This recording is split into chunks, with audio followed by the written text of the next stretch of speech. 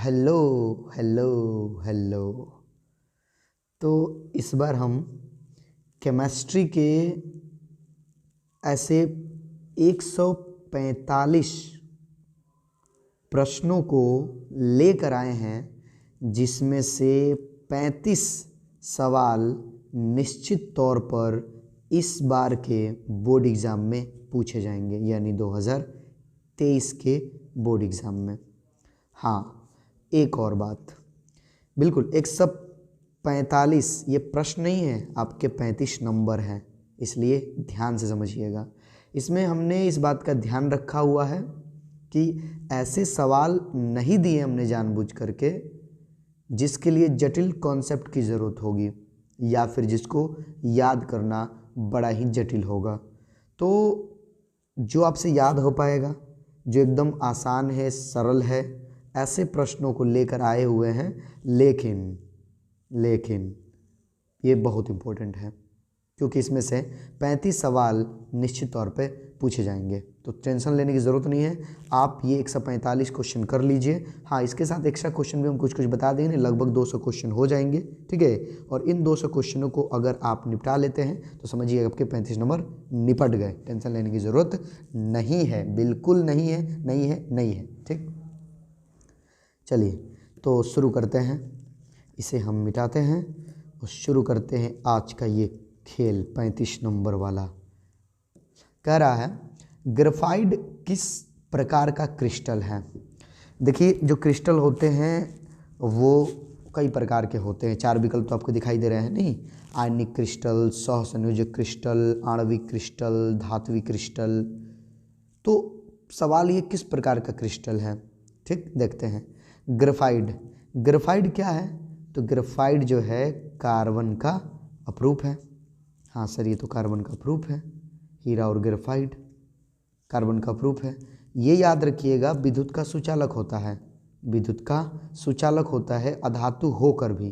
तो कई बार ये भी पूछ देता है कि कौन सा ऐसा धातु है जो विद्युत का सुचालक होता है, तो ग्रेफाइट होता है, ठीक। अब कह रहा है कि ये किस तरह का क्रिस्टल है। इस पर आते हैं हम मूल सवाल पर। देखिए, ये है कार्बन, और इसमें क्या होते हैं कि कार्बन ढेर सारे कार्बन से सहसंयोजी बंधन से जुड़े रहते हैं, सहसंयोजी बंधन से जुड़े रहते हैं। हाँ सर, तो फिर बताइए किस तरह का क्रिस्टल है। सहसंयोजक क्रिस्टल है। यह किस तरह का क्रिस्टल है, सहसंयोजक क्रिस्टल है। धातु तो है नहीं, आयन तो ये है नहीं, और आणविक नहीं, अणु तो है नहीं यह, ठीक है। कार्बन का अपरूप है तो इसमें कार्बन ढेर सारे होंगे, सहसंयोजी बंधन से जुड़े होंगे। चलिए अगला सवाल जल्दी जल्दी करना है। क्रोमियम का महत्तम ऑक्सीकरण अवस्था है। देखिए, क्रोमियम जो है, क्रोमियम ये डी ब्लॉक का तत्व है।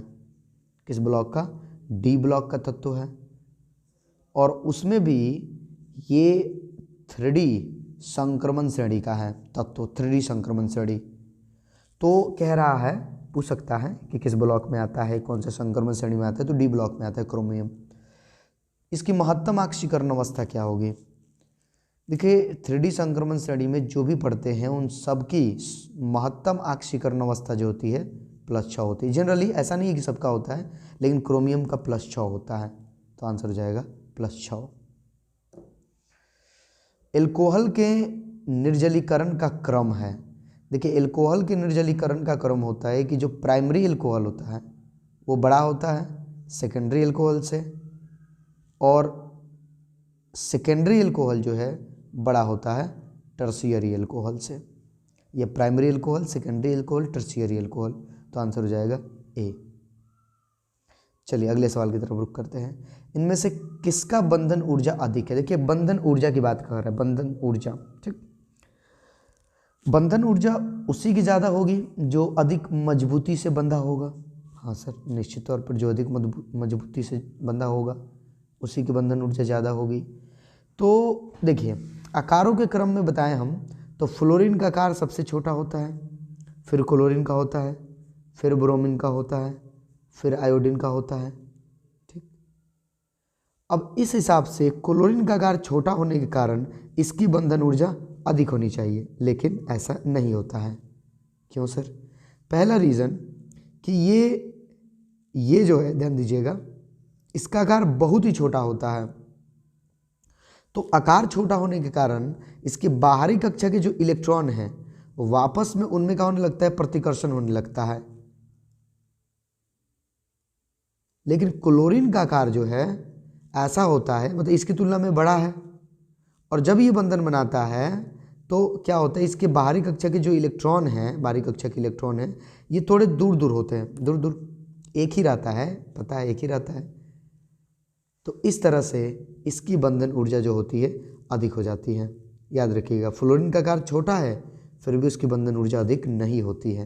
क्यों? क्योंकि इसमें इलेक्ट्रॉनों का घनत्व ज़्यादा हो जाता है आकार छोटा होने के कारण, लेकिन यहाँ पर इलेक्ट्रॉनों का घनत्व क्लोरीन पर कम हो जाता है। ठीक, चलिए अगला सवाल, निम्नलिखित में किसका इलेक्ट्रॉन बंधुता महत्तम है? फिर वही सवाल, वही तो लॉजिक दिए थे वहाँ। देखिए, अगर हम विद्युत ऋणात्मकता की बात करें तो फ्लोरीन की विद्युत ऋणात्मकता सबसे अधिक होती है, लेकिन यहाँ कह रहा है इलेक्ट्रॉन बंधुता, इलेक्ट्रॉन को बांधने की क्षमता।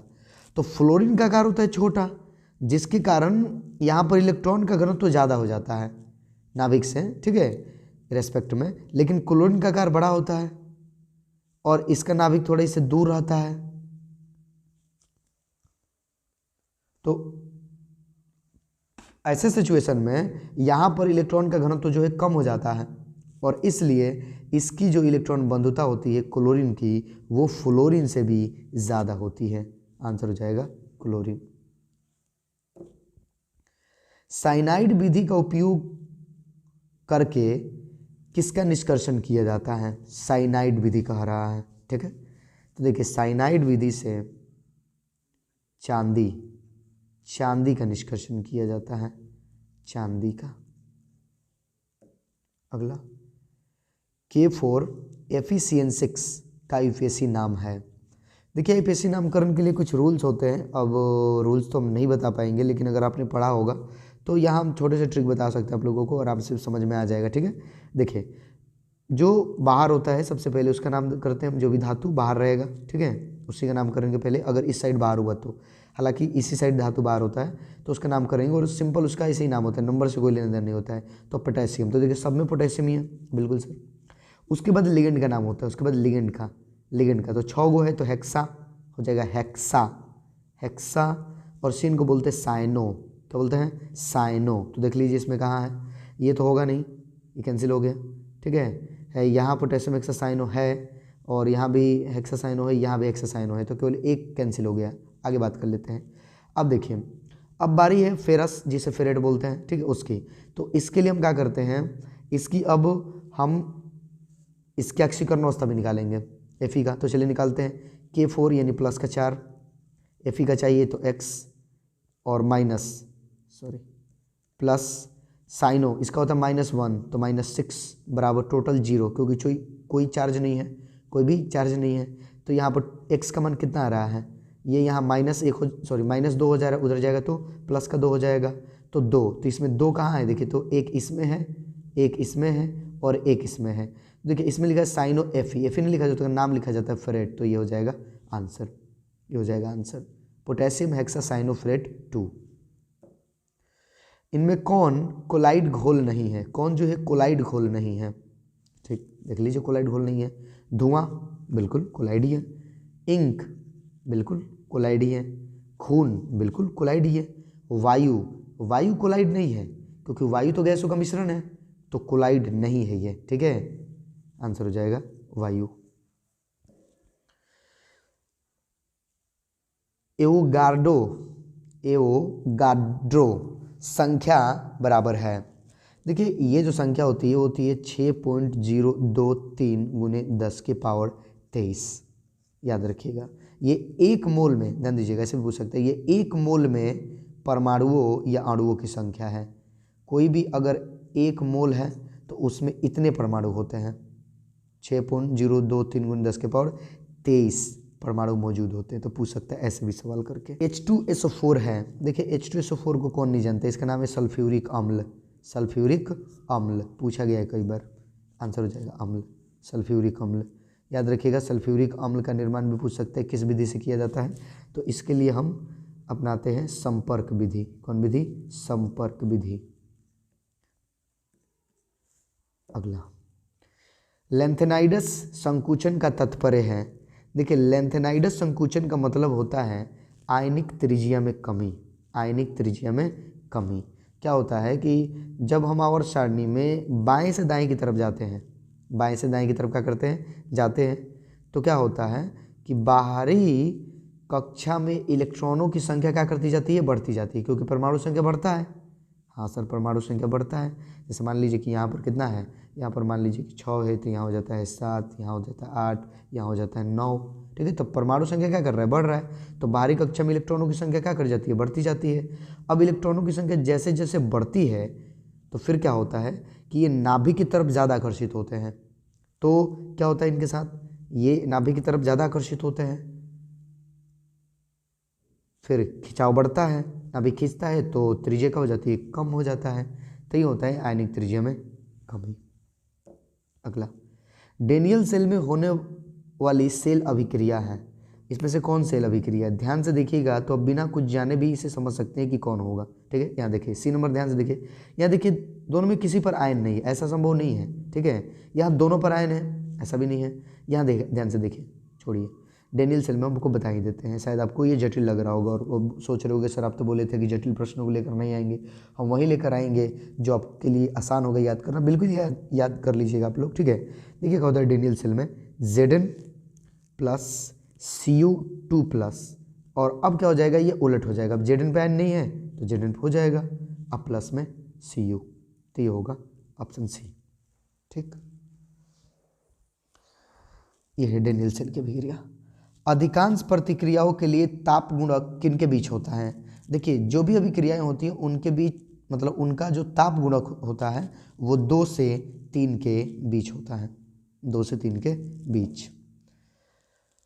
निम्नलिखित में कौन प्राकृतिक बहुलक है? देखिए प्राकृतिक बहुलक की बात करें अगर हम, तो प्रोटीन बिल्कुल प्राकृतिक है, सेलुलोज बिल्कुल लकड़ी के लुगदी से प्राप्त किया जाता है इसे, ठीक है, तो ये भी प्राकृतिक है। रबर, रबर तो दोनों होता है, तो प्राकृतिक भी होता है, संश्लेषित भी होता है। तो यहाँ रबर कह रहा है तो हम प्राकृतिक के सेंस में ही लेंगे, तो सबका सब हो जाएगा, सबका सब हो जाएगा। निम्नलिखित में कौन 3D संक्रमण श्रेणी का सदस्य नहीं है? देखे तो बोले थे ना कि सवाल ऐसा पूछा जाता है। 3D संक्रमण श्रेणी में क्या क्या आते हैं, 3D संक्रमण श्रेणी में क्या क्या आते हैं, ठीक है। देखिए 3D संक्रमण श्रेणी की बात कीजिएगा तो इसमें आता है एस्कैडियम, टाइटेनियम, वेनेडियम, क्रोमियम, मैग्नीज, लोहा, कोबाल्ट, निकेल, कॉपर और जस्ता, ये आते हैं 10।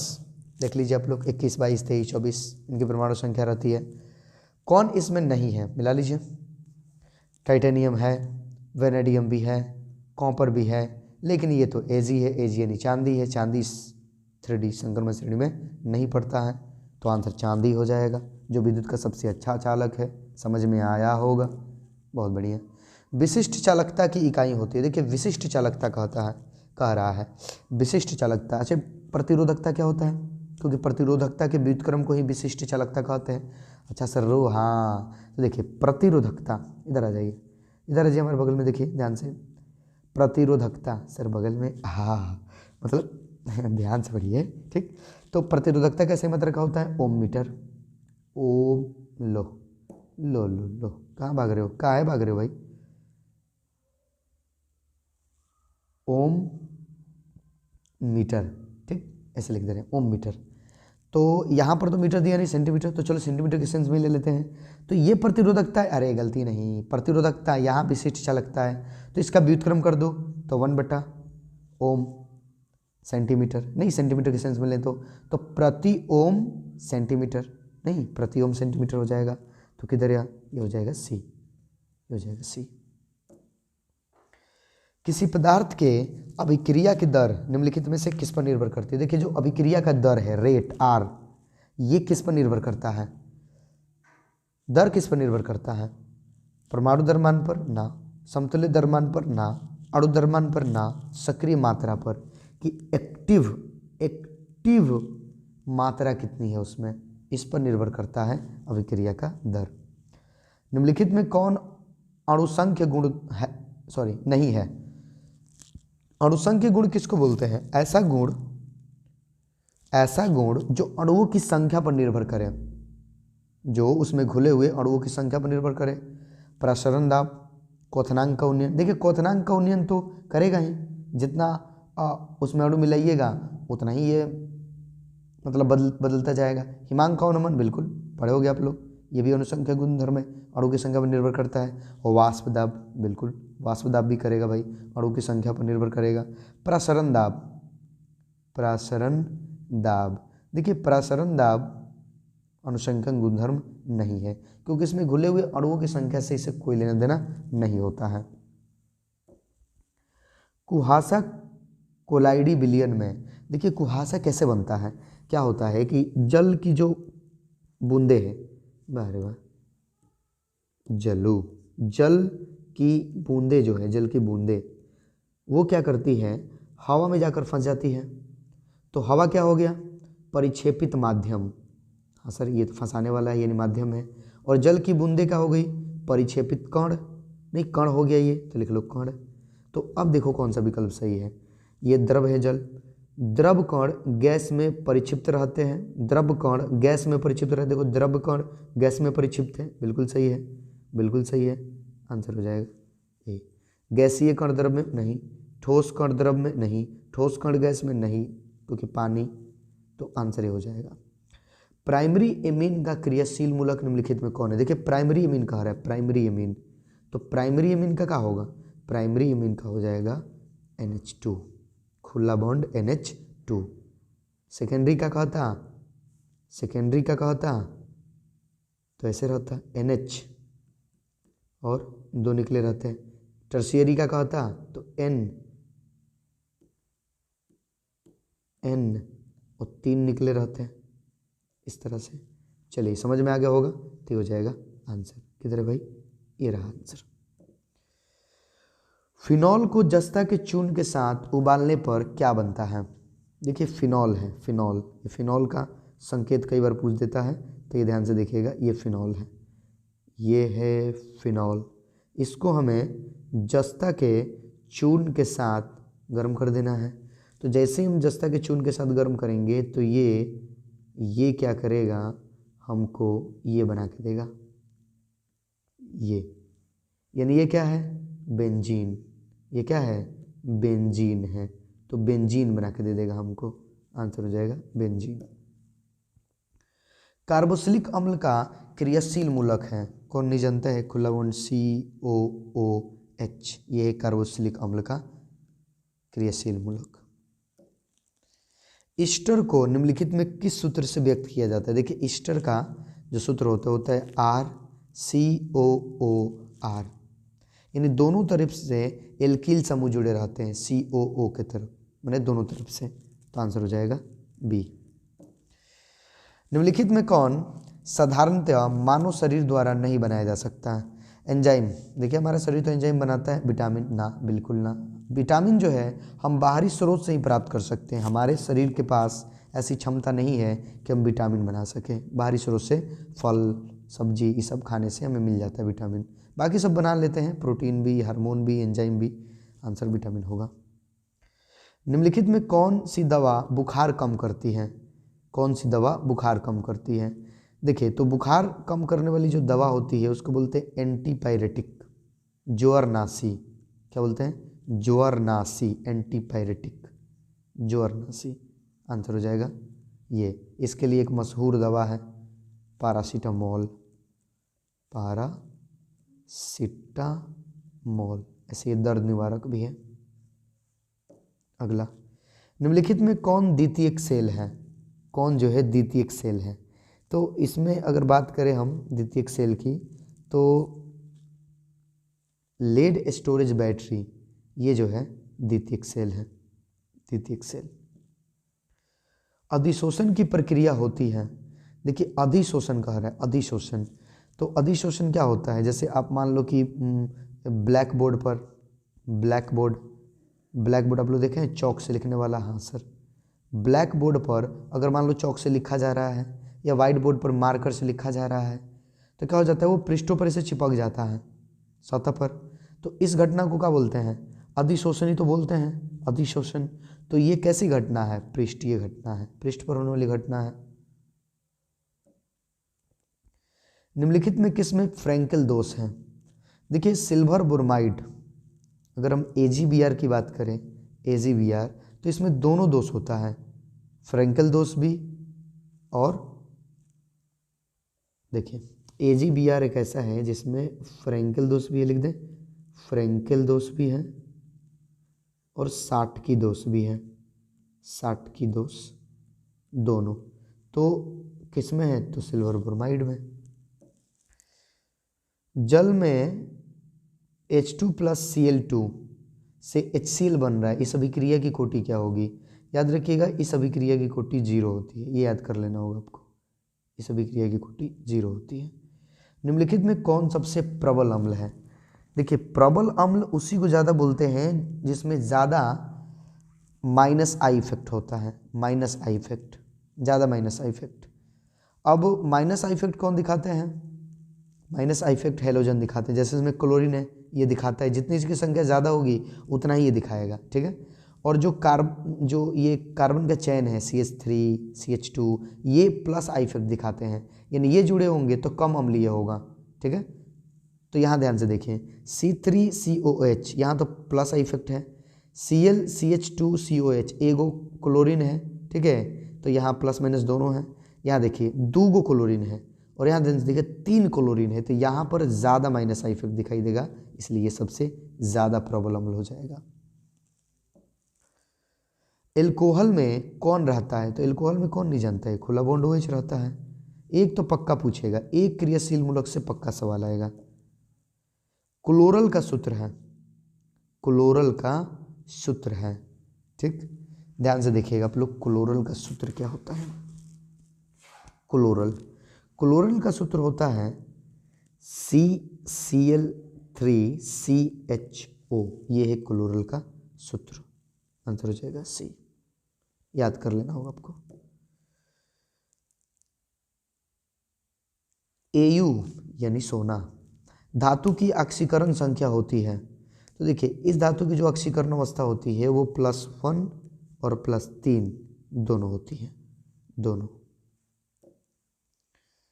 SO2 में सल्फर परमाणु का प्रसंकरण है, चलिए भाई निकाल लेते हैं। SO2 में SO2, देखिए सल्फर जो है 2 ऑक्सीजन से जुड़ा हुआ है तो 2 हो जाएगा। अब देखेंगे लोन पेयर, तो सल्फर कितना बॉन्ड बना सकता है? 6, तो यहाँ पर 2 ऑक्सीजन जुड़ने के कारण उसने तो 4 बॉन्ड बना लिया होगा, तो एक लोन पेयर होगा, तो +1 यानी 3 हो जाएगा। 3 को क्या बोलेंगे? sp2, आंसर हो जाएगा B, sp2। निम्नलिखित में कौन सा ऑक्साइड उभयधर्मी है? देखिए कुछ धातु ऐसे होते हैं जो उभयधर्मी ऑक्साइड बनाते हैं, जैसे एल्युमिनियम, लेड, Zn, ये उभयधर्मी ऑक्साइड बनाने की प्रवृत्ति रखते हैं, तो आंसर हो जाएगा जिंक ऑक्साइड।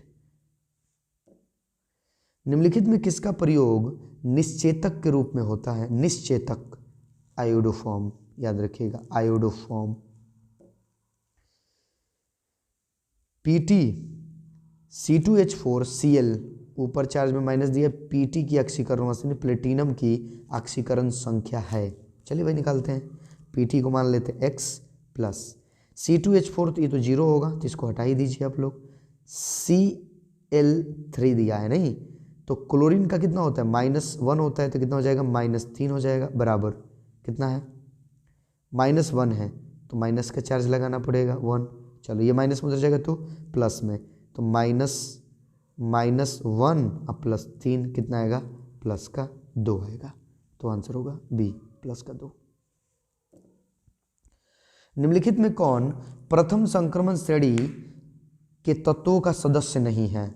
देखिए आपको अभी तो पता है प्रथम संक्रमण श्रेणी यानी 3D संक्रमण श्रेणी, 3D संक्रमण श्रेणी में क्या क्या आता है, ठीक है, स्केडियम, वनेडियम बताया तो आप लोगों को, टाइटेनियम, क्रोमियम, मैग्नीज, लोहा, कोबाल्ट, निकिल, कॉपर, जस्ता, वाह ये थोड़ा गलती लिख दी है, माफ़ कीजिएगा, चलिए यहीं आते हैं, मैंने क्रम थोड़ा यथी हो गया है, तो टाइटेनियम, वेनेडियम, ये क्रम अब सही हो गया एकदम ठीक।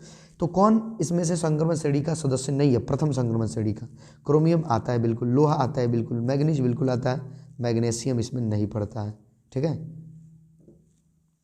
संक्रमण तत्वों का स्थान आवर्त सारणी के अंतर्गत है। देखिए संक्रमण तत्व किसको बोलते हैं? डी ब्लॉक के तत्वों को, डी ब्लॉक के तत्वों को ही बोलते हैं संक्रमण श्रेणी का तत्व। गोताखोरी में शोषण हेतु यंत्रों में किस गैसों का मिश्रण उपयुक्त किया जाता है, मतलब प्रयुक्त किया जाता है, मतलब उपयुक्त होता है। ठीक है। देखिए गोताखोर कहाँ जाते हैं? समुद्र के नीचे, और समुद्र के नीचे बेचारे जाते हैं, बताओ वहाँ पर बहुत अधिक दाब होता है।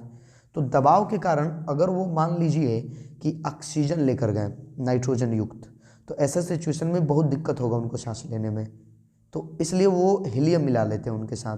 क्या मिला लेते हैं? हीलियम मिला लेते हैं। ठीक। तो देख लीजिए इसमें कहाँ पर हीलियम है? ऑप्शन सी में हीलियम ऑक्सीजन का मिश्रण लेके जाते हैं, साथ में नाइट्रोजन तो रहेगा ही थोड़ा बहुत। निम्नलिखित यौगिकों में सबसे प्रबल अम्ल है। देखिए सबसे प्रबल अम्ल तो वही होगा जो सबसे कमजोर बंधन बनाएगा, ताकि वो जल में घुल करके आसानी से आयन दे सके, हाइड्रोजन आयन। तो सोचिए इसमें कमजोर बंधन कौन बनाएगा? कमजोर बंधन वही बनाएगा जो सबसे बड़ा होगा। तो सबसे बड़ा कौन होता है हेलोजनों में? सबसे छोटा होता है फ्लोरीन, उसके बाद क्लोरीन, उसके बाद ब्रोमीन, और सबसे बड़ा होता है आयोडीन। यानी ये बनाएगा सबसे कमजोर बंधन। तो सबसे शक्तिशाली अम्ल HI, ये होगा आंसर, ये होगा आंसर। अगला सवाल, S8 यानी सल्फर में ऑक्सीकरण संख्या है। सल्फर की ऑक्सीकरण संख्या, देखिए किसी भी अणु में उसके परमाणु की जो ऑक्सीकरण अवस्था होती है वो 0 होती है, 0 होती है। ठीक। वह प्राकृतिक पदार्थ जिससे धातु का निष्कर्षण फायदेमंद होता है कहलाता है। तो देखिए जो भी जिससे धातु का निष्कर्षण फायदेमंद होगा हम उसको क्या बोलते हैं? अयस्क बोलते हैं, अयस्क बोलते हैं। आंसर होगा अयस्क।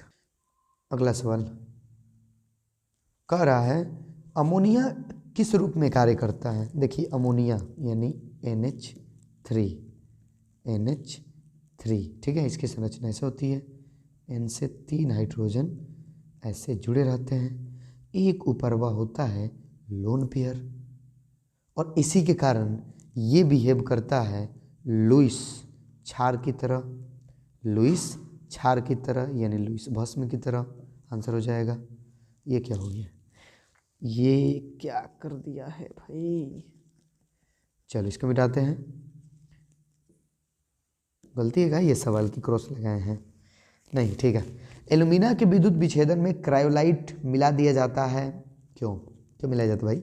देखिए एल्यूमिना महोदय का, एल्यूमिना इसका जो द्रव्यमानांक होता है वो बहुत हाई होता है, बहुत हाई। तो जैसे इसमें क्रायोलाइट मिलाया जाता है तो इसका द्रव्यमानांक हो जाता है कम, और हमको यही चीज़ चाहिए। तो इसका द्रव्यमानांक कम करने के लिए हम इसमें क्रायोलाइट मिला देते हैं, ताकि आसानी से ये पिघल सके और हम इसका निष्कर्षण कर सकें। भौतिक अधिशोषण, देखिए भौतिक अधिशोषण में क्या होता है? तो जो एक होता है अधिशोष्य, एक होता है अधिशोष्य, और एक होता है अधिशोषक। अधिशोषक, अधिशोषक मतलब जिस सतह पर चिपकता है कोई, और अधिशोष्य मतलब जो जाकर चिपकता है। तो इन दोनों के बीच का होता है कमजोर आकर्षण बल होता है, कमजोर आकर्षण बल, वांडर वाल बल होता है। तो ये आंसर हो जाएगा, इंग्लिश दे दिया देख रहे हैं, एडजॉर्बेंट तथा एग्जॉर्बेट के बीच कमजोर आकर्षण बंधन। वही आप अधिशोष्य और अधिशोषक याद रखें, इनके बीच वांडर वाल बल होता है। उत्प्रेरक पदार्थ है जो क्या करता है? उत्प्रेरक देखिए एक्चुअली में क्या करता है कि उत्प्रेरक जो होता है एक्टिवेशन जो ऊर्जा होती है, एक्टिवेशन एनर्जी EA, इसको कम कर देता है, इसको कम कर देता है ताकि अभिक्रिया कम ऊर्जा में ही हो सके, इसलिए अभिक्रिया का वेग बढ़ जाता है। तो आंसर होगा ख। प्रथम कोटि प्रतिक्रिया के लिए अर्ध जीवन काल है, ये तो याद होना चाहिए आप लोगों को। T बराबर होता है कितना? 0.693/K। अगला सवाल बड़ा सुंदर सवाल है, कह रहा है कि वाष्प घनत्व का आपेक्षिक अवनमन समानुपाती होता है। सर अवनयन लिखा है, अवनमन काहे गलती लिखते हो यार। बट वाष्प घनत्व का आपेक्षिक अवनमन समानुपाती होता है। देखिए जो आपेक्षिक अवनमन होता है वो समानुपाती होता है घुल्य के मोल प्रभाज के। जो घुल्य यानी जो घुलता है, जो घुलाया गया यानी विलय, जितना उसमें अधिक विलय घुलाया जाता है उतना ही वाष्प घनत्व का आपेक्षिक अवनमन होता है। तो आंसर होगा घुल्य के मोल प्रभाज के। ग्लिसरॉल है, ग्लिसरॉल, देखिए ग्लिसरॉल जो है एक ट्राईहाइड्रिक एल्कोहल है, ट्राईहाइड्रिक एल्कोहल, क्योंकि इसमें 3 OH समूह जुड़ा रहता है, 3 OH समूह। आइए आपको ग्लिसरॉल का सूत्र दिखा देते हैं। ये है ग्लिसरॉल, देखिए CH2OH, CH2OH, इधर से फिर CHOH और इधर से CH, ये तो लिखा ही नहीं रहा है, रुक जाइए, थोड़ा सा दिक्कत हो रहा है, बस और कुछ दिनों की दिक्कत है, उसके बाद व्यवस्था हाई फाई कर लेंगे, टेंशन लेने की ज़रूरत नहीं है। CH2OH, CHOH, CH2OH, ये है ग्लिसरॉल। तो क्या है, 3 गो हाइड्रोक्सिल समूह है, यानी कि ट्राईहाइड्रिक एल्कोहल है। आंसर हो जाएगा घ। प्राकृतिक रबड़ किसका बहुलक होता है? आइसोप्रीन का, आइसोप्रीन का। एल्कीन का सामान्य सूत्र, देखिए ये सामान्य सूत्र बहुत पूछता है, एक एल्केन का आपको याद रख लेना होगा। एल्केन का जो सामान्य सूत्र होता है वो होता है CnH2n+2। उसके बाद आपको एल्कीन का याद हो जाएगा, एल्कीन का। उसके बाद एक और होता है एल्काइन, एल्काइन, इसका भी याद कर लेना है।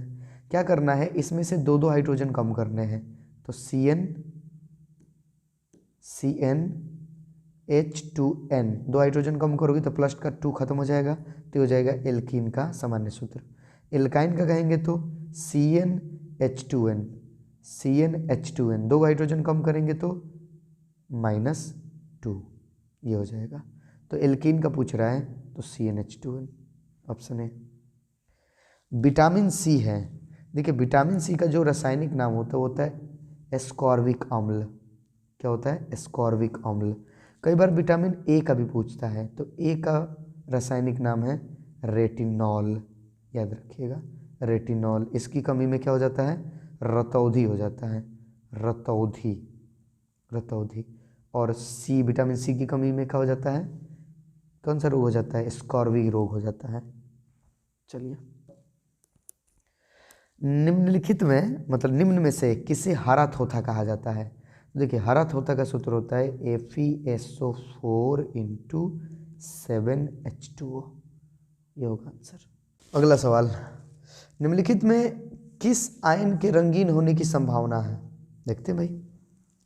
देखिए यहाँ पर अगर हम देखें तो इसके d ऑर्बिटल में निकिल, इसकी परमाणु संख्या कितनी होती है? 28। तो इसमें ऐसे होंगे, ध्यान दीजिएगा, क्योंकि 2 आयन बनाए तो s ऑर्बिटल का इलेक्ट्रॉन दिया होगा, तो 28 है, तो बाहरी में कितने होंगे? बाहर मतलब यहाँ से ध्यान से देखें तो p में कितने आएंगे? तो 2 तो उधर हो गए, तो यहाँ कितने आ जाएंगे? यहाँ कितने आएंगे भाई? इसकी परमाणु संख्या 28 है, तो यहाँ पर आ जाएंगे, ये हो जाएगा 2 गो बच जाएगा, नहीं 2 गो बच जाएगा, तो इतना, तो 2 गो खाली है। अगर कॉपर की बात करें, कॉपर की बात करें, देखिए यहाँ पर क्या होता है कि s में एक होता है, तो s पर तो दे दिया, और जो d ऑर्बिटल होता है वो पूरा भरा रहता है, पूरा भरा रहेगा क्योंकि एक ही को दिया है। तो यहाँ जो d ऑर्बिटल है वो पूरा का पूरा भरा रहेगा, पूरा भरा रहेगा, पूरा सब में डबल होगा। एस्केडियम की बात करें तो इसकी परमाणु संख्या कितनी होती है? 1 होती है, तो s में ही रहता है, d तो खाली रहता है पूरा, तो इसने दे दिया वो भी, तो यानी कि d में तो है ही नहीं।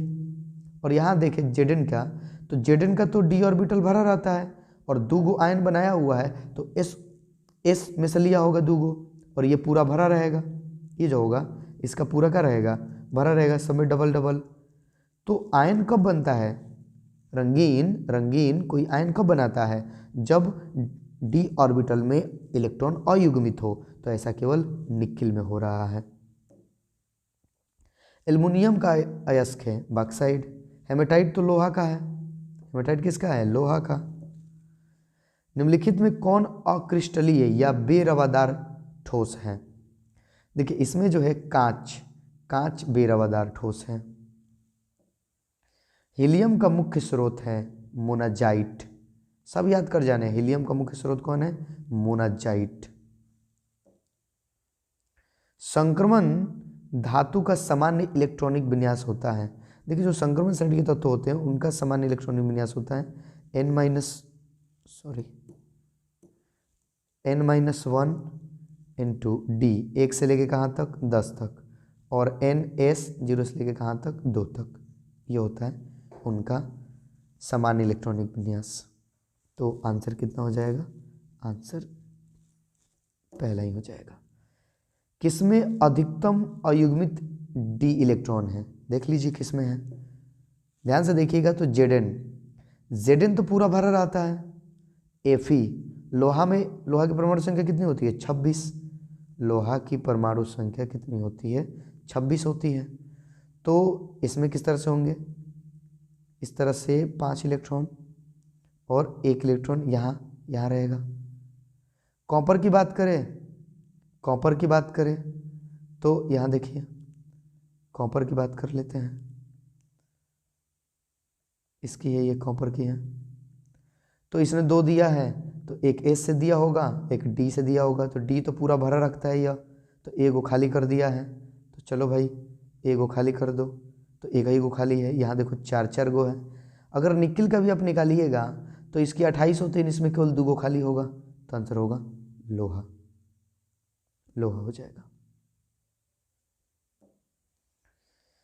निम्नलिखित में कौन सबसे प्रबल लिविस अम्ल है। देखिए प्रबल लिविस अम्ल वही होगा जो कमजोर बंधन बनाएगा, और कमजोर बंधन वही बनाएगा जो बड़ा होगा और कम इलेक्ट्रोनेगेटिव होगा। तो यहाँ देखिए Bi3, आयोडीन जो है इसका आकार बड़ा होता है, साथ में ये कम इलेक्ट्रोनेगेटिव होता है, इसलिए कमजोर बंधन बनाता है और यही सबसे प्रबल लिविस अम्ल है। इसमें विद्युत अपघटय का उदाहरण है। देखिए विद्युत अपघटय इसमें कौन है, चीनी नहीं, बिल्कुल नहीं। सोडियम एसीटेट इसको देखिए सोडियम एसीटेट, बाकी को देख लीजिए फिर आपको ये खुद ही समझ में आ जाएगा। यूरिया नहीं, यूरिया तो कार्बनिक यौगिक ना है। बेंजीन कार्बनिक यौगिक है, नहीं, तो सोडियम एसीटेट ही होगा। विद्युत अपघटय तो वही होते हैं ना जो विद्युत धारा प्रवाहित करने पर अपघटित होने लगे, उसमें एक धातु होगा, अधातु होगा। तो सोडियम एसीटेट बिल्कुल ऐसा ही है। पहला संक्रमण श्रेणी में कितने तत्व हैं। देखिए किसी भी संक्रमण श्रेणी में 10 तत्व ही हैं। कितने तत्व हैं, 10 तत्व हैं। निम्नलिखित में कौन अधिक क्षारीय है, देखिए एमीन की बात करें, एमीन तो जो सेकेंडरी एमीन होता है वो अधिक क्षारीय होता है, सेकेंडरी एमीन। तो देखिए इसमें कौन सेकेंडरी एमीन है, सेकेंडरी एमीन जो है कौन है, यहाँ देखिए ये क्या है NH2 यानी प्राइमरी एमीन, ये क्या है प्राइमरी एमीन। ये देखिए ये यहाँ देखिए ये वाला और ये वाला, ये दोनों के दोनों सेकेंडरी एमीन है, सेकेंडरी एमीन ही है। इसमें 2 गो है, इसमें भी 2 गो है। तो अब देखना है कि कौन ज़्यादा होगा। तो इसके लिए देखिए यहाँ पर क्या जुड़ा हुआ है, C6H5 और 2, और यहाँ पर CH3 जुड़ा हुआ है। तो इस सिचुएशन में जो होगा ये देखिए C6H5 है, यानी कि बेंजीन है। तो ऐसे सिचुएशन में आंसर होगा हमारा, अधिक क्षारीय की बात कर रहे हैं तो घ हो जाएगा। मोलरता को व्यक्त किया जाता है, मोलरता देखिए मोलरता बराबर क्या होता है, मोलरता बराबर होता है विलेय के मोलों की संख्या बटा बिलियन का लीटर में आयतन।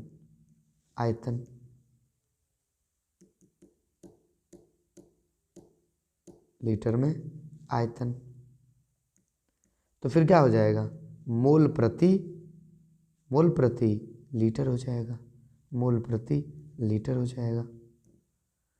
सबसे शक्तिशाली अवकारक है, देखिए अवकारक किसको बोलेंगे, अवकारक उसको बोलते हैं जिसमें इलेक्ट्रॉन देने की प्रवृत्ति हो, क्योंकि इलेक्ट्रॉन देने की प्रवृत्ति ऑक्सीकरण कहलाती है, और जहाँ ऑक्सीकरण होता है उसे अवकारक बोलते हैं। तो देखिए कौन इलेक्ट्रॉन आसानी से दे देगा, कौन इलेक्ट्रॉन आसानी से क्या कर देगा, डोनेट कर देगा। ठीक, देखिए इसका आकार छोटा है, नाभिक के करीब है, ये जल्दी नहीं देगा। इसका आकार उससे बड़ा, इसका आकार उससे बड़ा, इसका आकार और बड़ा, तो ये बहुत दूर है, तो ये आसानी से इलेक्ट्रॉन क्या कर देगा, दे देगा, क्योंकि इसका नाभिक पर से प्रभाव बहुत कम रहता है। तो ये आंसर हो जाएगा आयोडीन। क्रोमियम का अयस्क है, क्रोमियम का अयस्क है, देख लीजिए कौन इसमें क्रोमियम का अयस्क, FeCr2O4, ये है क्रोमियम का अयस्क। गला को क्या हो गया, चलिए ठंड बहुत है इसलिए गला खराब हो रहा है। अगले सवाल की तरफ बढ़ते हैं। विटामिन B12 में होता है कोबाल्ट, कोबाल्ट होता है, याद रखिएगा कोबाल्ट। निम्नलिखित में कौन सा प्रबल अम्ल है, देखिए प्रबल अम्ल के लिए क्या बताएं, माइनस का इफेक्ट ज़्यादा होना चाहिए। यहाँ देखिए, यहाँ CH3 CH3 CH3 तो सब प्लस इफेक्ट दिखा रहा है लो, और यहाँ देखिए यह है, यहाँ जो HCOOH है, ये इसमें कोई प्लस आई इफेक्ट नहीं है, तो ये सबसे प्रबल होगा, सबसे प्रबल होगा ये HCOOH। फॉर्मिक अम्ल है ये। नाइलॉन 6 है, ये क्या है, पॉलीमाइड है, क्या है, पॉलीमाइड है ये। इसमें कह रहा है कि Fe4 FeCN6 में लोहा का प्रसंकरण है, ये याद रखिएगा आप लोग। इसमें जो लोहा का प्रसंकरण होता है D2sp3 होता है, D2sp3 याद करना होगा आपको, याद ही करना होगा। सिनेबार है, सिनेबार जो होता है पारा का प्रमुख अयस्क है, पारा का प्रमुख अयस्क है, अयस्क, और इसका जो सूत्र होता है वो होता है HGS। सल्फाइड अयस्क के सांद्रण की विधि है, देखिए सल्फाइड अयस्क का सांद्रण जो है फेन पलवन यानी झाग पलवन विधि से की जाती है, फेन पलवन विधि से की जाती है। प्रथम क्रम के प्रतिक्रिया के लिए वेग स्थिरांक की इकाई होती है। देखिए कभी भी वेग स्थिरांक अगर आपको इकाई निकालना है तो इसके लिए हम आपको सूत्र बता दे रहे हैं, सिंपल है, ठीक है, याद रखिएगा। इसमें याद रखना है आपको लीटर का पावर 1 - n, ठीक, मोल का पावर n-1, और साथ में प्रति सेकंड यानी सेकंड के पावर -1, ठीक, ऐसे। तो कौन कोटि है, प्रथम कोटि है, तो प्रथम कोटि है यानी कि n का मान 1 होगा, तो जैसे हम n का मान 1 रखेंगे, ध्यान दीजिएगा, जैसे हम n का मान 1 रखेंगे तो 0 हो जाएगा, तो लीटर तो हो गया खत्म। यहाँ भी n का मान 1 रखेंगे तो ये भी का हो गया खत्म, तो खाली का बचा, ये बचा प्रति सेकंड, तो आंसर हो जाएगा ये याद रख लीजिए आप लोग, किसी भी का निकाल सकते हो आप लोग इसके द्वारा। लीटर के पावर 1 - n, मोल का पावर n-1, और सेकंड का पावर -1। n यानी कोटि, n यानी क्या है, कोटि, किसी भी कोटि का निकाल सकते हो आप लोग। HCP संरचना में पैकिंग प्रभाज्य होता है 0.74। ल्यूकस परीक्षण का उपयोग होता है, देखिए ल्यूकस परीक्षण बड़ा ही फेमस परीक्षण है, और इसका उपयोग किया जाता है एल्कोहल के विभेद में। एल्कोहल में जब अंतर करते हैं ना तो ल्यूकस परीक्षण कराया जाता है।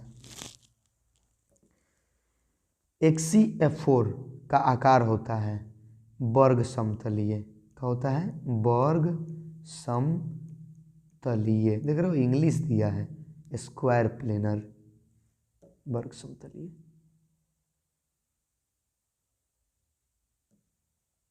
अगला सवाल, किस ग्रुप के तत्वों को संक्रमण तत्व कहा जाता है? पीछे ही तो बताया आप लोगों को। देखिए डी ब्लॉक के तत्वों को हम बोलते हैं संक्रमण तत्व। मूल क्रिस्टल तंत्रों की संख्या कितनी है? 7। संगीत में 7 सुर हैं, प्रकाश के रंग में 7 रंग हैं, उसी तरीके से मूल क्रिस्टल तंत्र भी 7 है। आर्हेनियस का समीकरण है, देखिए आर्हेनियस महोदय जिन्होंने अम्ल और भस्म की परिभाषा दी हुई थी, उन्होंने यहाँ पर एक बड़ा ही फेमस इक्वेशन दिया था कि K बराबर होता है A इंटू, याद होगा आप लोगों को शायद, नहीं तो लिख लीजिए ये आंसर, क्या लिखकर समय बर्बाद करें। लोहा, देखिए लोहा हो, निकिल हो या कोबाल्ट महोदय हो, ये तीनों के तीनों लौह चुंबकीय पदार्थ हैं, लौह चुंबकीय पदार्थ है। फेरो चुंबकीय यानी कि लौह चुंबकीय पदार्थ है ये। अगला सवाल, दूध है, दूध क्या होता है कि दूध में जल में जो है, जल में तेल यानी वसा का इमल्सन होता है, जल में जो है वसा घुला रहता है, तो आंसर हो जाएगा जल में वसा का डिस्पर्शन। सामान्य ताप एवं दाब पर किसी गैस के 1 मोल का आयतन होता है, कितना होता है? 22.4 लीटर, 22.4 लीटर। कौन सा ताप द्वारा प्रभावित नहीं होता? देखते हैं। देखिए अगर हम बात करें मोललता की, तो मोललता का सूत्र क्या होता है? याद कीजिए, मोललता का सूत्र होता है विलेय के मोलों की संख्या, विलेय के मोलों की संख्या बटा विलायक का किलो में द्रव्यमान, ठीक है, विलायक का द्रव्यमान। अब एक बात बताइए कि आपको ताप बढ़ाना है, तो ताप बढ़ाने से द्रव्यमान तो चेंज नहीं ना होगा? नहीं सर, तो मोललता को कोनो फर्क नहीं पड़ेगा, तो आंसर हो जाएगा मोललता। किसी अभिक्रिया का अर्ध जीवन काल अभिकारक के आरंभिक सांद्रता के व्युत्क्रमानुपाती होता है, तो अभिक्रिया की कोटि होगी 2 कोटि वाले के साथ ऐसा होता है। 1 डिग्री, 2 डिग्री तथा 3 डिग्री यानी प्राइमरी, सेकेंडरी और टर्शियरी एल्कोहलों के बीच अंतर दिखाया जाता है। देखिए ल्यूकास परीक्षण तो अभी आपको बताएं, लेकिन विक्टर मेयर विधि भी से किया जाता है, ऑक्सीकरण विधि से भी किया जाता है, तो आंसर हो जाएगा इनमें से सभी हो जाएगा। अमोनिया को शुष्क किया जाता है। देखिए जब अमोनिया बनाया जाता है ना, अमोनिया किस विधि से बनाया जाता है आपको पता है? अमोनिया को जब बनाया जाता है NH3, सूत्र लिख दे रहे हैं, अमोनिया को जब बनाया जाता है NH3, तो इसको शुष्क करने के लिए सांद्र H2SO4 का प्रयोग किया जाता है, सांद्र H2SO4 का प्रयोग किया जाता है, ठीक है, याद रखिएगा। और अमोनिया बनाने में हेबर विधि का इस्तेमाल किया जाता है। कौन विधि? हेबर विधि।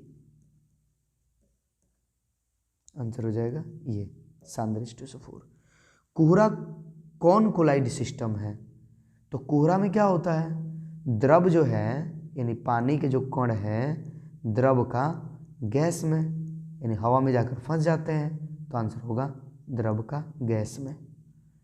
सेल अभिक्रिया स्वतः होती है जब, देखिए सेल अभिक्रिया स्वतः कब होगी? जब डेल्टा जी का जो मान होगा वो ऋणात्मक होगा, यानी गिब्ज ऊर्जा ऋणात्मक में होगी, तब होगा। निम्नलिखित में कौन हाइड्रोजन बंधन नहीं बनाता? कौन जो है हाइड्रोजन बंधन नहीं बनाता? देखिए सारा खेल आकार का है। जल में हाइड्रोजन बंधन बनता है, बिल्कुल बनता है। नाइट्रोजन का आकार छोटा है तो यहाँ भी हाइड्रोजन बंधन बन जाता है। फ्लोरीन का आकार भी छोटा ही है पर क्लोरीन का आकार बड़ा है, इसलिए यहाँ हाइड्रोजन बंधन नहीं बन पाता है। फैराडे के विद्युत विच्छेदन का द्वितीय नियम संबंधित है। देखिए फैराडे का जो विद्युत विच्छेदन का द्वितीय नियम है, अगर आपने पढ़ा होगा तो वे संबंधित है विद्युत अवघटे के समतुल्य भार से, तुल्यांकी भार इसी से संबंधित है। आवेश का एसआई मात्रक होता है। आवेश का एसआई मात्रक कौन नहीं जानता, ये फिजिक्स का क्वेश्चन केमिस्ट्री में पूछा जा सकता है, क्योंकि फिजिकल केमिस्ट्री में ऐसा चीज़ है, ठीक है। तो आवेश का एसआई मात्रक क्या है, कूलाम्ब, याद रखिएगा कूलाम्ब। खुला बॉन्ड CHO क्रियाशील मूलक है कीटोन का। Sorry very sorry. क्यों सर, क्योंकि कीटोन का होता है CO, ठीक है, न कि CHO। ये है एल्डिहाइड का, क्या है, एल्डिहाइड का। तो हड़बड़ में हो रही है, जल्दी जल्दी में गड़बड़। अगला, कैलामाइन निम्नलिखित में से किस धातु का अयस्क है। कैलामाइन जो है जस्ता का है, कैलामाइन, जिंकाइड, जिंक ब्लेड सब जस्ता का अयस्क है। इथेन में कार्बन का संकरण है। चलो भाई देखते हैं इथेन। इथेन यानी इथेन का सूत्र क्या होता है, CH3 कार्बन का संकरण है। तो अगर यहाँ देखिएगा तो कार्बन जो है 3 हाइड्रोजन से जुड़ा हुआ है, तो क्या हो जाएगा, sp3। क्यों, क्योंकि चारों ओर से बॉन्ड बना रहा है, 3 ओर से इधर से और 1 इधर से, तो sp3 हो जाएगा।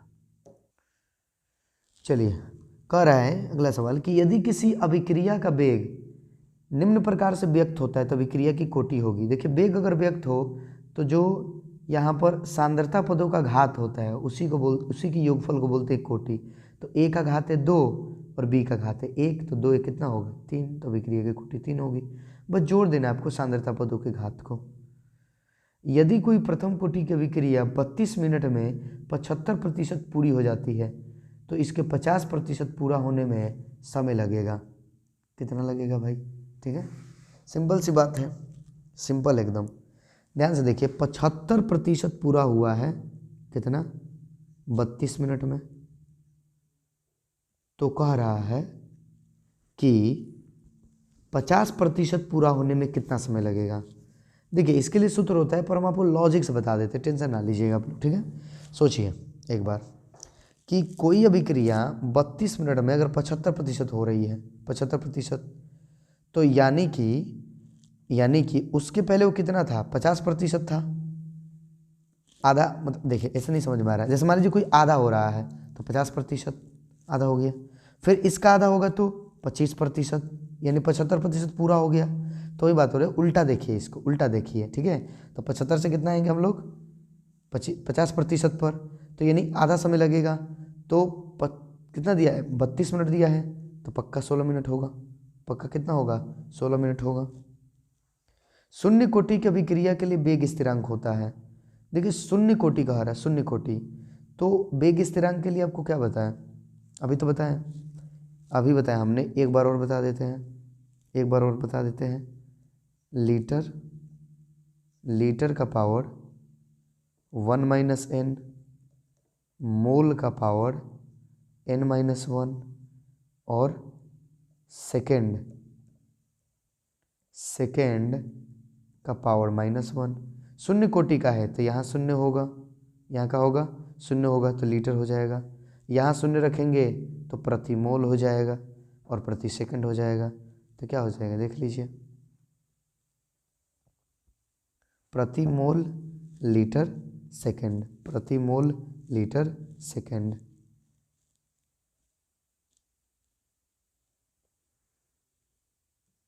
होगा आंसर। अगला सवाल, निम्नलिखित में कौन कारक अभिक्रिया दर को प्रभावित करता है। देखिए अभिक्रिया की दर को कौन प्रभावित करेगा, अभिक्रिया की दर को, ताप बिल्कुल करेगा, सांद्रता बिल्कुल करेगा, दाब ये भी थोड़ा बहुत करता है, तो इनमें से सभी हो जाएगा आंसर।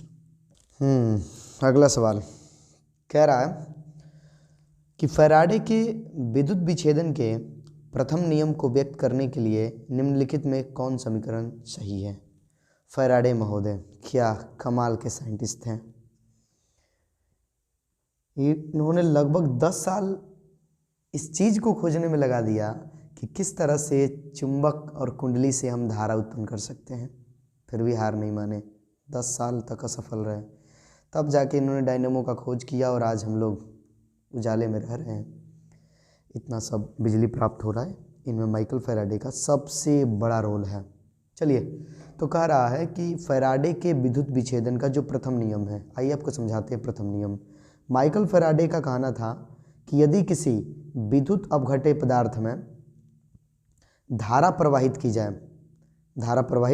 की जाए तो दोनों इलेक्ट्रोडों पर मुक्त हुए पदार्थ की मात्रा समानुपाती होगी उसमें प्रवाहित होने वाले आवेश के, Q के।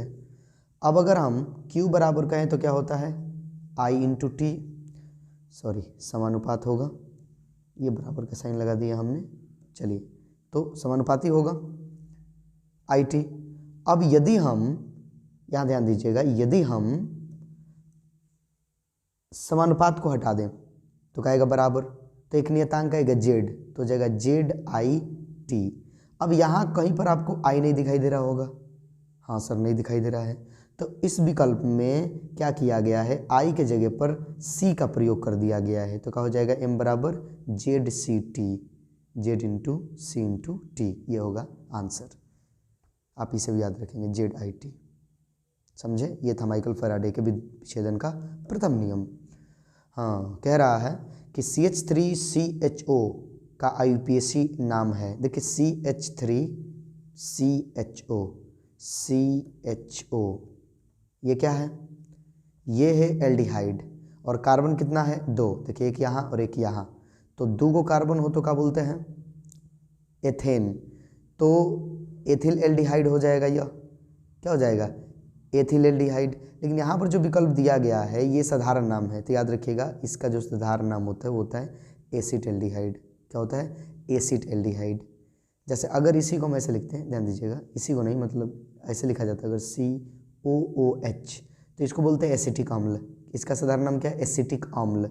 उसी तरह से ये है एसिड एल्डिहाइड, आंसर ये हो जाएगा। किसी विलयन के परासरण दाब को किस संबंध से व्यक्त किया जाता है। देखिए परासरण दाब P बराबर होता है CRT, ये होता है। अब मिला लीजिए इसमें से कौन सा संबंध सही है। अगर ये C यहाँ गुना में है, इधर आएगा तो बट्टा में, तो पाई बट्टा C बराबर हो जाएगा R इंटू टी। वाह, पाई बट्टा C बराबर R इंटू टी, आंसर हो जाएगा B। किसी तनुघोल का अणुसंख्य गुणधर्म निर्भर करता है। देखिए अणुसंख्य गुणधर्म इसका नाम ही है, यानी अणुओं की संख्या पर निर्भर करेगा।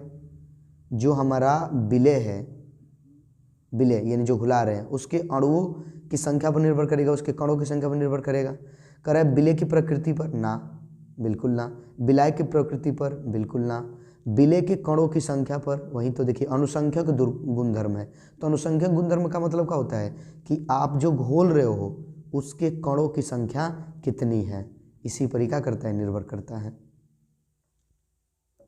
अगला मोलरता, भी तो पीछे बताएं आप लोगों को। मोलरता का सूत्र क्या होता है, मोलरता का सूत्र क्या होता है, विलय के मोलों की संख्या,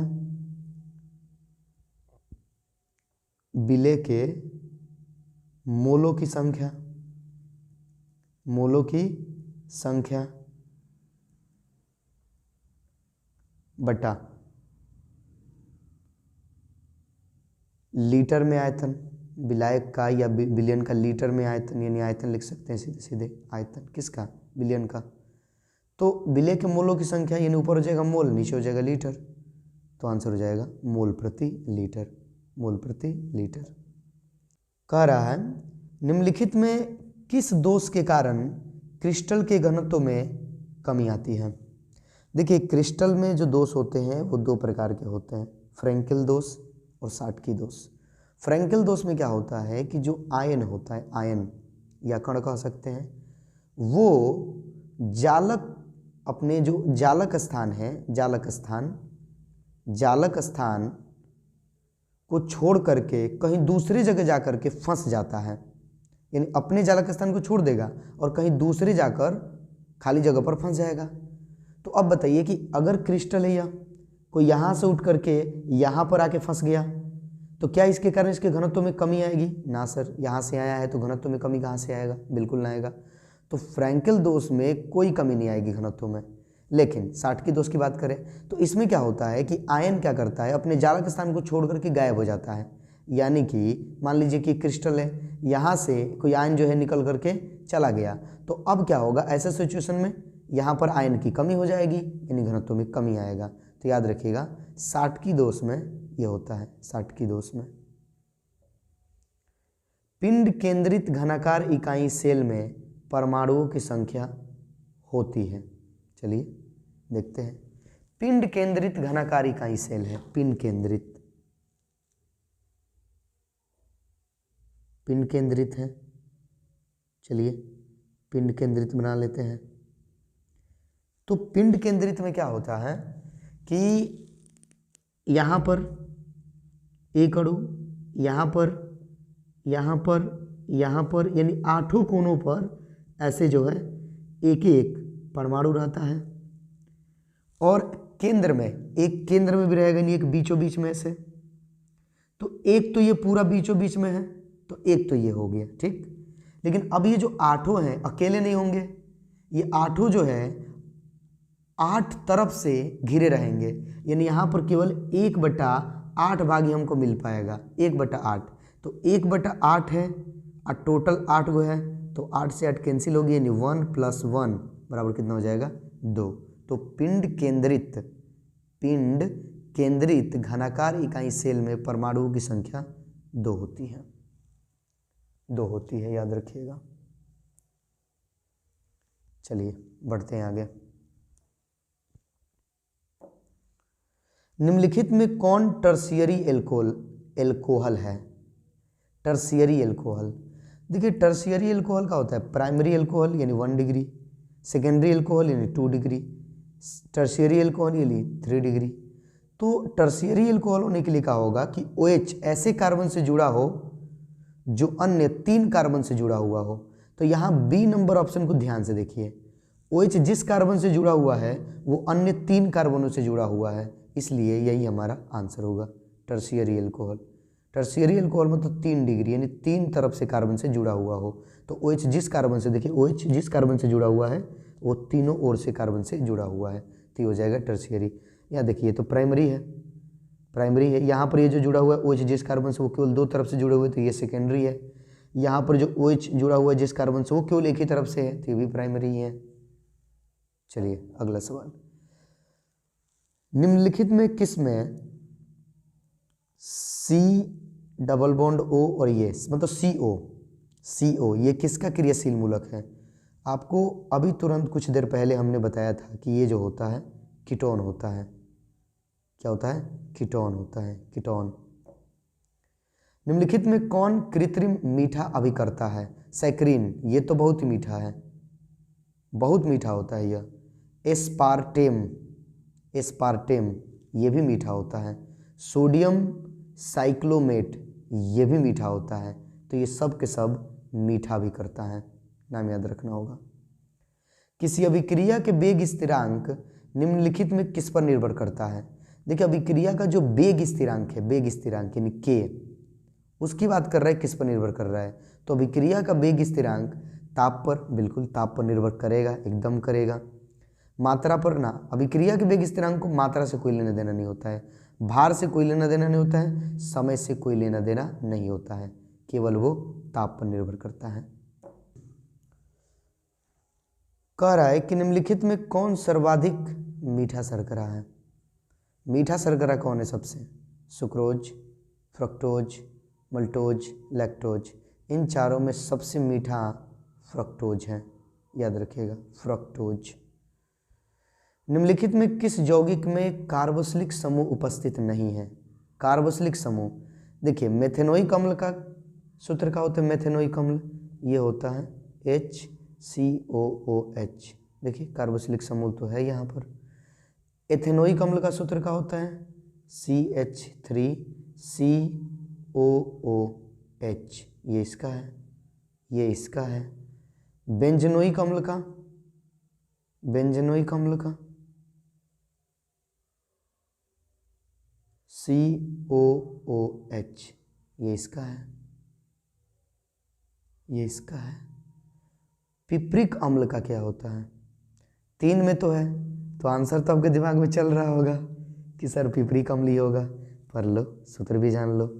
पिपरिक अम्ल का सूत्र ये होता है, ध्यान से, ये होता है, यहाँ OH, यहाँ NO2, यहाँ किधर गया भाई, 1 मिनट, थोड़ा सा हो गया हड़बड़ में गड़बड़, यहाँ NO2, यहाँ भी NO2 और यहाँ भी NO2।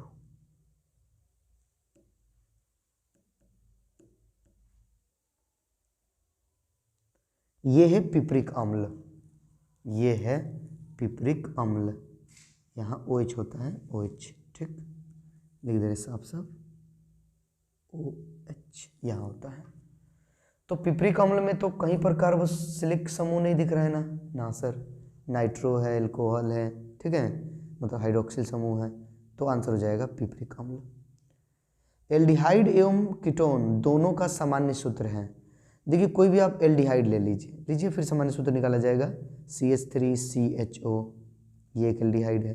कीटोन ले लीजिए CH3COCH3, ये कीटोन हो गया, निकालिए। कार्बन कितने हैं सर? 2, कार्बन 2 है।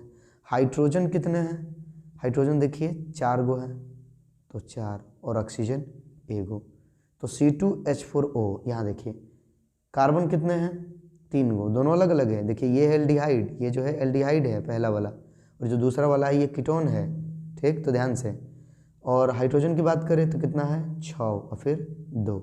यहाँ ध्यान से देखिएगा तो कार्बन के दुगना से हाइड्रोजन, कार्बन के दुगना है हाइड्रोजन, कार्बन से दुगना है हाइड्रोजन, और फिर ऑक्सीजन है, तो क्या हो जाएगा? CnH2nO, आंसर होगा बी हो जाएगा आंसर। समझे? चमका कि ना चमका, कमेंट करो। निम्नलिखित में ल्यूकास अभिकर्मक कौन है? देखिए ल्यूकास अभिकर्मक बोलते हैं अनार्द्र ZnCl और सांद्र HCl को, आंसर ए होगा। एथिल ब्रोमाइड की अभिक्रिया सोडियम धातु से शुष्क ईथर की उपस्थिति में एथिल ब्रोमाइड है, एथिल ब्रोमाइड यानी कि CH3CH2Br, इसकी अभिक्रिया करा देनी है सोडियम से, तो ये आपको बना के देगा ब्यूटेन, ब्यूटेन देगा ईथर की उपस्थिति में, ब्यूटेन। सामान्य सूत्र जो एल्केनॉल के सजातीय समूह को प्रदर्शित करता है वो है एल्केनॉल, एल्केनॉल, मेथेनॉल, प्रोपेनॉल, ब्यूटेनॉल यानी एल्कोहल। तो एल्कोहल का सामान्य सूत्र जैसे C2H5OH, ये एल्कोहल है, C3H7OH, ये भी एल्कोहल है। तो ध्यान से देखिए कार्बन के दुगने से 1 अधिक है हाइड्रोजन, लेकिन यहाँ पर भी तो हाइड्रोजन है, तो कार्बन के दुगने से 2 अधिक हो गया। इसको रुक जाइए, इसको पूरे को लिखिए तो C2H, 5 गो यहाँ और 1 गो यहाँ, 6 गो, और O यानी कार्बन के दुगने से 2 अधिक हाइड्रोजन है और साथ में O है, तो कार्बन के दुगने से 2 अधिक और साथ में हाइड्रोजन, आंसर हो जाएगा C।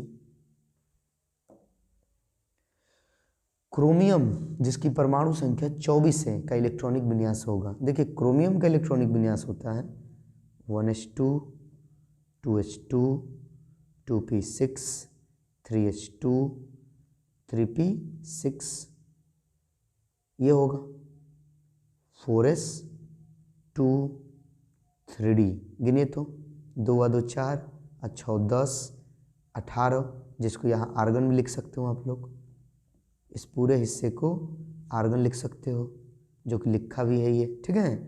और 4s2 तो 20 हो गए, यहाँ पर 4 और बचे, तो इस पर 4 हो जाएगा। तो देख लीजिए कौन, यानी इसके रिस्पेक्ट में देखें तो ये हो जाएगा मिला लीजिए, सॉरी 3D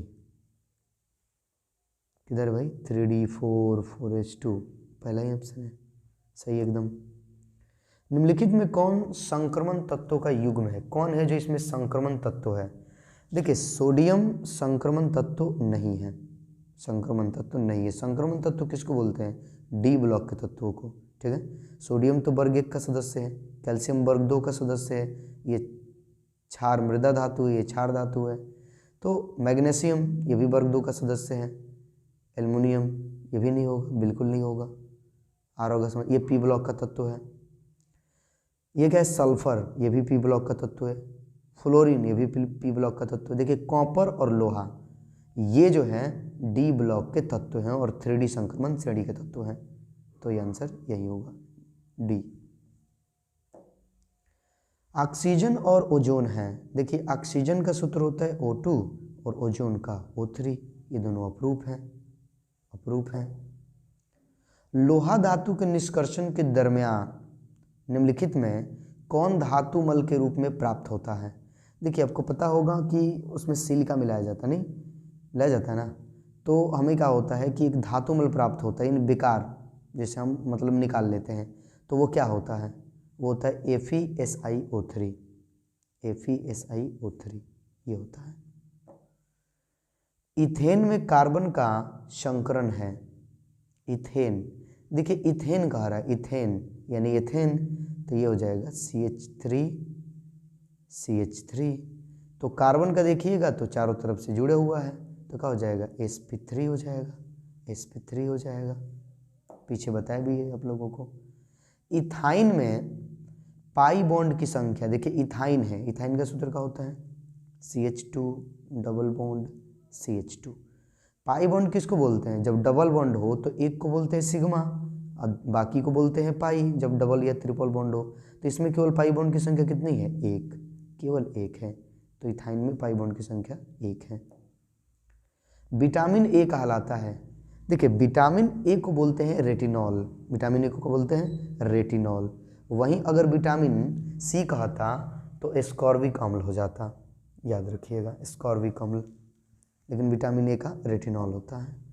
विटामिन सी की कमी से कौन सा रोग होता है? देखिए विटामिन सी की कमी से होता है एस्कॉर्बी रोग। कौन सा रोग? एस्कॉर्बी रोग। अगर विटामिन ए कहता तो रतौंधी होता, रतौंधी हो जाता है विटामिन ए की कमी से। विटामिन बी कहता तो बेरी बेरी हो जाता है रोग। कौन रोग? बेरी बेरी रोग। सही कौन रोग है? बेरी बेरी होता है? अरे ना, रोग का नाम है बेरी बेरी, तो ये हो जाता। अगर विटामिन सी तो पता ही है स्कॉर्बी रोग, अगर विटामिन डी कहता तो रिकेटस हो जाता, रिकेटस हो जाता, हड्डियाँ कमज़ोर हो जाती, दिक्कत हो जाता, ठीक है। तो याद रखिएगा विटामिन ए तो रतौंधी हो जाएगा। केवल आरएनए में कौन भस्म उपस्थित रहता है? आरएनए में देखिए डीएनए में होता है थाइमीन, थाइमीन बेस होता है, लेकिन आरएनए में थाइमीन के जगह पर यूरेसिल होता है। क्या होता है? यूरेसिल होता है, तो आंसर हो जाएगा यूरेसिल। पेनिसिलिन है, देखिए पेनिसिलिन जो है एक एंटीबायोटिक दवा है, एंटीबायोटिक दवा है ये। जंग लगने से बचाने के लिए कौन धातु ऑक्साइड का बचाऊ सतह बनाता है? देखिए एल्युमिनियम एक ऐसा धातु है, एक ऐसा धातु है जो अपने ऊपर अपने आप को ही बचाने के लिए एक बचाऊ परत बना लेता है ऑक्साइड के फॉर्म में, और बाकी नीचे वाले नष्ट नहीं होते हैं, तो एल्युमिनियम होगा आंसर। बिजली के तारों पर आप लोग देखे होंगे ये चीज़, ठीक है, वहाँ पर देखिएगा बचाऊ परत एक बन जाती है जो उसको बचाते रहती है। आयरन का महत्वपूर्ण अयस्क है, देखिए आयरन का सबसे महत्वपूर्ण अयस्क है हेमेटाइट, हेमेटाइट, तो आंसर होगा हेमेटाइट। कार्बन टेट्राक्लोराइड का सही व्यावसायिक नाम है? Carbon tetrachloride, carbon tetrachloride, tetra, ठीक है, CCl4, ये होता है कार्बन टेट्राक्लोराइड। सूत्र याद रखिएगा CCl4। इसका भी व्यापारिक नाम है पायरीन। क्या नाम है? पायरीन। गन मेटल है, देखिए गन मेटल बना होता है तांबा जस्ता और टीन से, तो आंसर हो जाएगा ये। स्टार्च की मोनोमेरिक इकाई है, मैंने स्टार्च किससे बना होता है? ग्लूकोज से, ग्लूकोज से, तो ग्लूकोज ही होगा। इनमें से किसके द्वारा आंख के लेंस का उत्पादन किया जाता है? PMMA, इसके द्वारा आंख के लेंस का उत्पादन किया जाता है। निम्नलिखित में कौन धातु प्रकृति में मुक्त अवस्था में पाई जाती है? देखिए धातुएं तो बहुत है, धातुएं बहुत है, लगभग 118 तत्वों का खोज हो चुका, उसमें से 2/3 तो धातु ही हैं। लेकिन सारे धातु जो हैं सामान्यतः संयुक्त अवस्था में पाए जाते हैं, किसी न किसी यौगिक के फॉर्म में, किसी न किसी के साथ मिले रहेंगे। लेकिन कुछ ऐसे धातु हैं जो मुक्त अवस्था में पाए जाते हैं। एक तो फेमस है सोना, चांदी में, मतलब चांदी भी थोड़ा बहुत, और प्लेटिनम, प्लेटिनम, तो ये 3 ऐसे धातु हैं जो मुक्त अवस्था में पाए जाते हैं, तो आंसर होगा सोना। HCF4 ये तो बताया उधर ही, वर्ग समतलीय। ग्लूकोज की वलय संरचना में कायरल कार्बन परमाणुओं की संख्या होती है 4, याद कर लीजिएगा, 4 होती है ग्लूकोज में कायरल कार्बन परमाणुओं की संख्या। बूझा हुआ चूना, बूझा हुआ चूना का सूत्र होता है CaOH2, तो ये आंसर हो जाएगा COH2। बस निपटा लिए हैं, अब 3-4 क्वेश्चन और बचे हुए हैं, उसे भी निपटा लिया जाए, तो बस टेंशन ना लीजिए। चलिए, साबुन है, साबुन क्या है? साबुन जो है सोडियम एसिएटेड है, ध्यान दीजिएगा, एसिटेट नहीं, सोडियम लिख रहे हैं, बड़ा कन्फ्यूजन होता है। सोडियम एसी बोल रहे हैं, माफ कीजिएगा, एटिएटेड है, हालांकि ये गलत लिख दिया लग रहा है कि, ठीक है, एसिएटेड होता है, तो आंसर ये होगा। आवर्त सारणी में दाईं ओर, आवर्त सारणी, देखिए आवर्त सारणी की अगर रूपरेखा अगर हम बनाना चाहें, ठीक है, तो यहाँ पर कह रहा है आवर्त सारणी के दाईं ओर। चलिए आवर्त सारणी अगर हम बनाएं तो वो कुछ इस तरह का दिखता है आवर्त सारणी।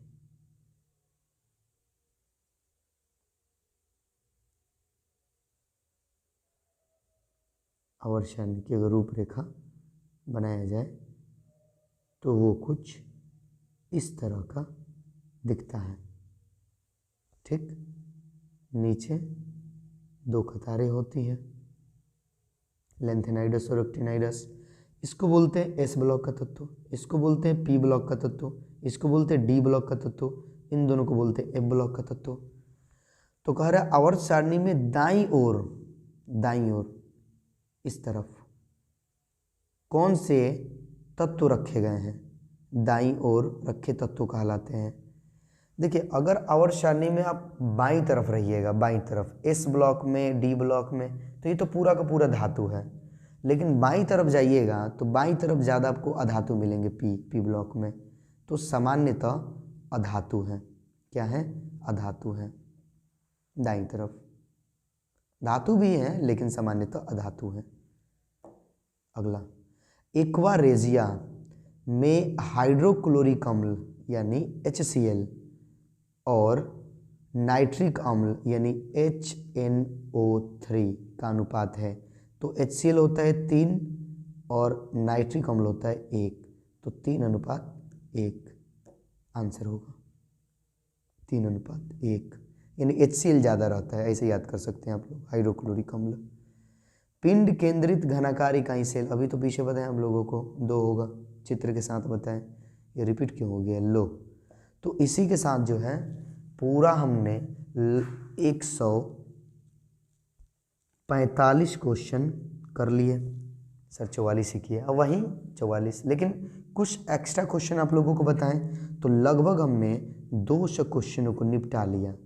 और यह उम्मीद करेंगे कि अगर आप इतना याद करते हैं, जो कि आसान भी थे, हमने ज़्यादा ऑर्गेनिक से नहीं दिया हुआ था जहाँ कॉन्सेप्ट की ज़रूरत पड़ेगी जटिल जटिल, तो आराम से आपके 35 नंबर एग्ज़ाम में बन जाएंगे। तो इतना ध्यान से पढ़ लीजिए आप लोग, क्योंकि ये सब याद भी हो जाएंगे आसानी से। तो बस हंसते हुए, मुस्कुराते हुए, गुनगुनाते हुए, पढ़ते हुए, सीखते हुए और दूसरे को सिखाते हुए। पढ़ लीजिए, याद कर लीजिए। मिलते हैं फिर कभी, चलते हैं।